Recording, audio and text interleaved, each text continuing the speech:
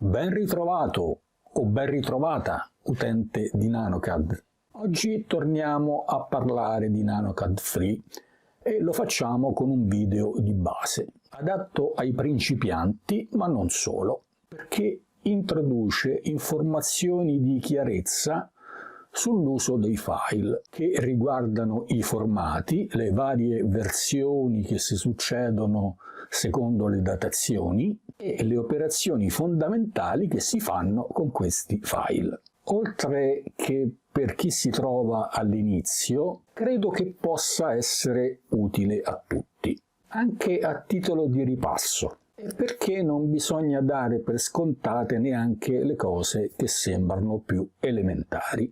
E questo è anche lo spirito che ha guidato la realizzazione del videocorso su NanoCAD Free, che puoi richiedere cliccando sul link qui sotto.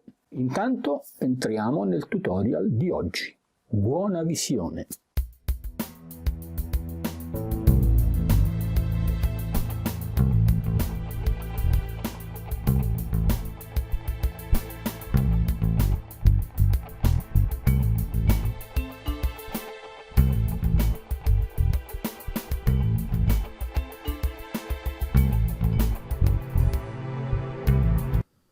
Una volta entrato nel programma puoi fare due cose: iniziare un nuovo disegno o aprire un disegno esistente.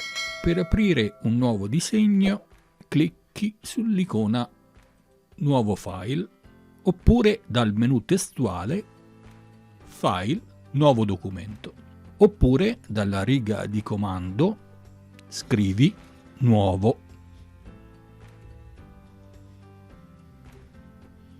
Oppure c'è la scorciatoia da tastiera CTRL-N. Come vedi dalle linguette sopra, abbiamo aperto, oltre al file predefinito, cioè senza titolo 0, 4 nuovi file, 1, 2, 3 e 4. Senza titolo è il nome che viene assegnato al file di default, ma poi, che tu lo faccia subito o al lavoro iniziato o alla fine della tua sezione di lavoro, il file va salvato con un altro nome a tua scelta. Ne abbiamo creati un po' troppi, manteniamo solo il primo. Basta cliccare qui sulla X per chiudere i file che non sono necessari. Disegniamo una linea, andiamo a selezionare il comando qui sulla barra degli strumenti. Primo punto. Secondo punto, invio. Questo, per quanto minimo, è già un disegno. Se io voglio salvarlo, faccio File, Salva come, gli do un nome, lo chiamo Linea, creo una nuova cartella per i disegni CAD, chiamo Disegni CAD, e lo salvo qui dentro. Salva. Il fatto di fare una cartella specifica non è obbligatorio, ma è una cosa che ti consiglio perché devi sapere dove vai a salvare i tuoi file, se poi vuoi ritrovarli. Ovviamente sei libero di strutturare le tue cartelle come vuoi. Questa può essere la cartella principale su cui impostare altre sottocartelle secondo i criteri che tu preferisci. L'importante è che i disegni siano separati dai file che fanno funzionare il programma. Si tratta di un tuo archivio, anche perché i file DVG possono essere aperti anche da altri programmi e non c'è necessariamente un'unica correlazione con NanoCAD. Un'altra cosa importante da dire è che puoi salvare il file secondo varie versioni di AutoCAD, sia in DVG che in DXF, e vai dalla versione 11 alla versione 2013, e quest'ultima è quella che trovi come predefinita. AutoCAD è ormai arrivato da qualche anno alla versione 2018 e altre ne seguiranno. La versione free di NanoCAD, non essendo aggiornata da qualche anno, non gestisce, cioè non salva e non apre, versioni successive alla 2013. Per il salvataggio questo non è un problema, lo diventa per l'apertura di file DVG di versioni più recenti, i quali per essere aperti devono essere salvati in un formato compatibile. Questo purtroppo è uno dei limiti di NanoCAD Free di cui bisogna essere consapevoli. Più avanti c'è un video dedicato a come convertire i file DVG nelle versioni precedenti. Ma andiamo avanti nell'esposizione dei concetti ancora più basilari, perché questo è un corso che si rivolge anche ai principianti assoluti. Disegniamo ancora un'altra linea ed andiamo così ad aumentare le dimensioni di memoria del nostro file. Per un secondo salvataggio non c'è più la necessità di dare un nome, perché il file ha già un nome. Basterà dare il comando salva e il disegno sarà memorizzato. Puoi farlo da qui, da questa icona, oppure puoi farlo da qui, file, salva, semplicemente salva. Facciamo l'ipotesi di andare ancora avanti con il nostro disegno. Disegniamo una terza linea.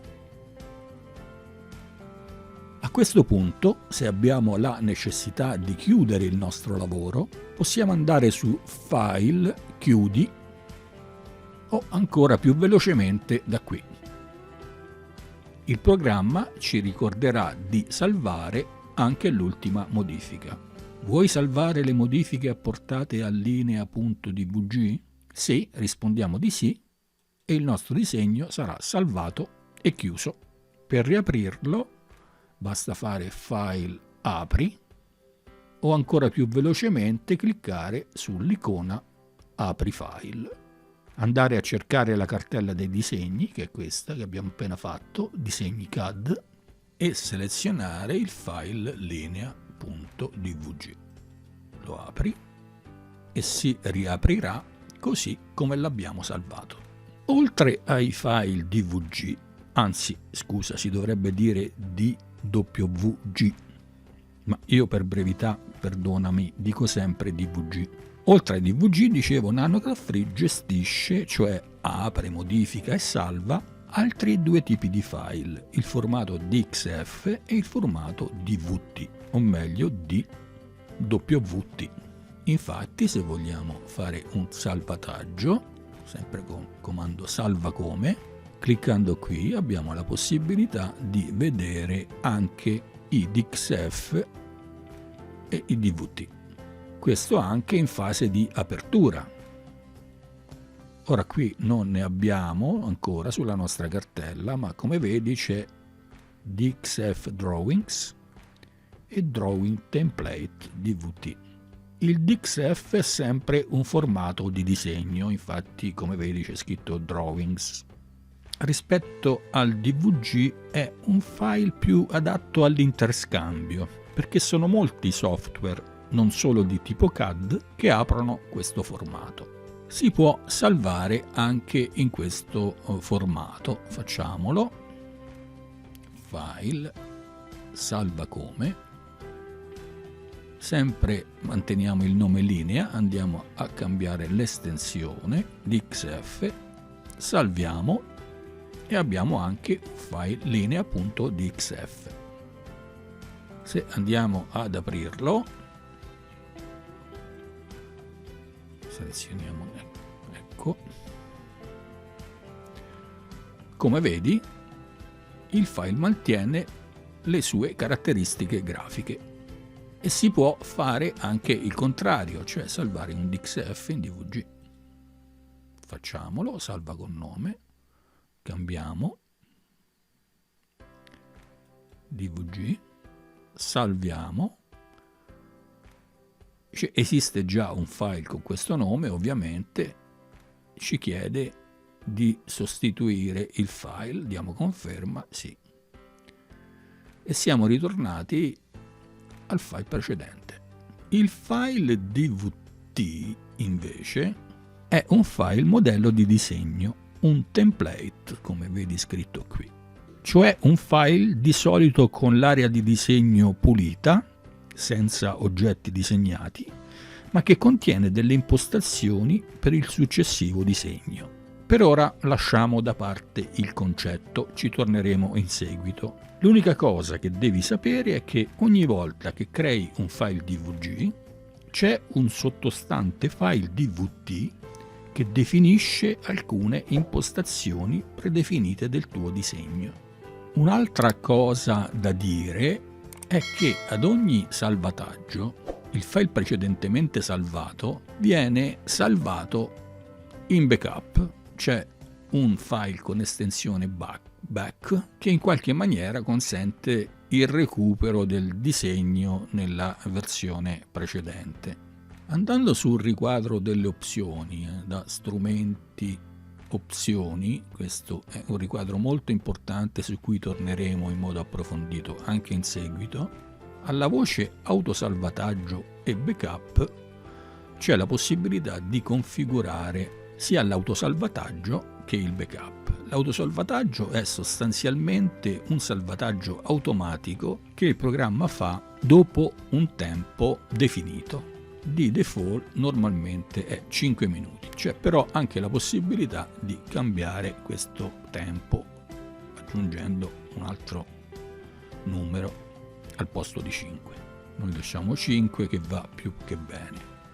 La cartella di autosalvataggio dove vengono salvati questi file temporanei è la cartella temp di default, ma volendo anche in questo caso hai la possibilità di andarla a modificare andando ad individuare un'altra cartella su un altro percorso. Noi anche in questo caso manteniamo la situazione predefinita, non andiamo a complicarci la vita per ora. Come vedi c'è anche la possibilità di attivare e disattivare il backup. Lo dovresti trovare attivato, cioè spuntata questa casella, in questo modo ti crea la tua copia di backup, ma se vuoi che questo file di backup non sia automaticamente creato, c'è la possibilità di disabilitarlo. Io lo lascio abilitato. La cartella di backup di default è la cartella di origine del file, cioè sta nella stessa cartella dove salvi il file di disegno, il file DVG. Anche in questo caso, se vuoi, c'è la possibilità di fare una cartella specifica, di andarla a nominare, configurare come vuoi. Lasciamo tutto com'è. Perciò abbiamo visto i principali comandi per la gestione dei file, che stanno tutti sotto il menu File, che sono Nuovo documento, Apri, Chiudi, Salva e Salva come, che sono poi comandi comuni a tutte le applicazioni Windows.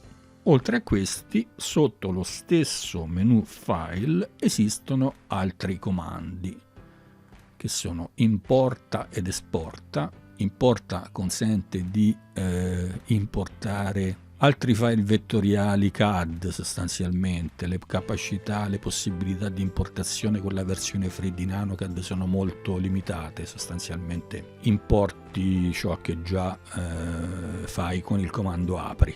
Lo stesso discorso vale più o meno sul discorso dell'esportazione. In questo caso c'è però una possibilità in più, quella di andare ad esportare una selezione. C'è questa possibilità sotto, adesso è disattivata perché non è selezionato nessuna entità, ma se io volessi andare a selezionare questa linea ed esportare soltanto questa, ho la possibilità di fare File, Esporta, spuntando solo selezione, salvo, magari do un altro nome, chiamo